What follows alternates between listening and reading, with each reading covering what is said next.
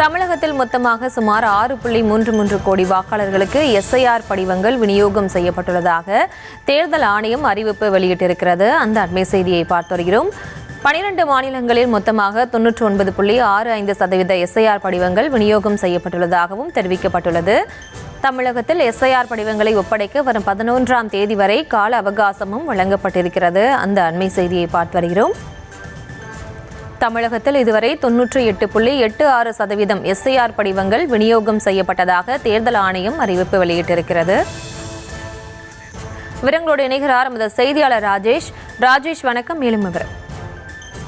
வணக்கம். எஸ்ஐஆர் பணிகள் தமிழ்நாட்டில் தீவிரமாக நடைபெற்று வரக்கூடிய சூழ்நிலையில் இதுவரை சுமார் 99% படிவங்கள் விநியோகிக்கப்பட்டிருப்பதாக தேர்தல் ஆணையத்தின் சார்பில் தெரிவிக்கப்பட்டிருக்கிறது. இந்தியாவில் உள்ள 12 வெவ்வேறு மாநிலங்களில் இந்த எஸ்ஐஆர் பணிகள் தற்போது நடைபெற்று வரக்கூடிய நிலையில் தமிழ்நாடு உட்பட அத்தனை மாநிலங்களிலும் தற்போது எவ்வளவு படிவங்கள் கொடுக்கப்பட்டிருக்கிறது, எவ்வளவு படிவங்கள் திரும்ப பெறப்பட்டிருக்கிறது என்ற விவரத்தை தேர்தல் ஆணையம் வெளியிட்டிருக்கிறது. அந்த வகையில் தமிழ்நாட்டை பொறுத்தவரையிலே 99% வாக்காளர்களுக்கான அந்த படிவங்கள் கொடுக்கப்பட்டிருக்கிறது. அவற்றை பூர்த்தி செய்து திரும்ப பெறப்பட்ட விண்ணப்பங்கள், அதாவது தமிழ்நாட்டை பொறுத்தவரையிலே கிட்டத்தட்ட 88% அளவுக்கு இந்த விண்ணப்ப படிவங்கள் திரும்ப பெறப்பட்டிருப்பதாக தெரிய வருகிறது.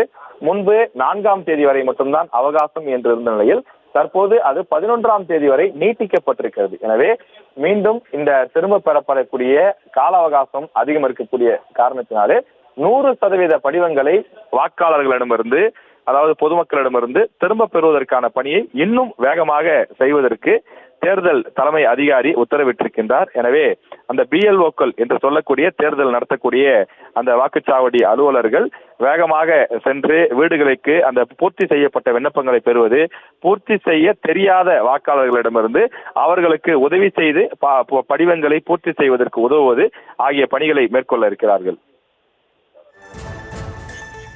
விவரங்களுக்கு நன்றி ராஜேஷ்.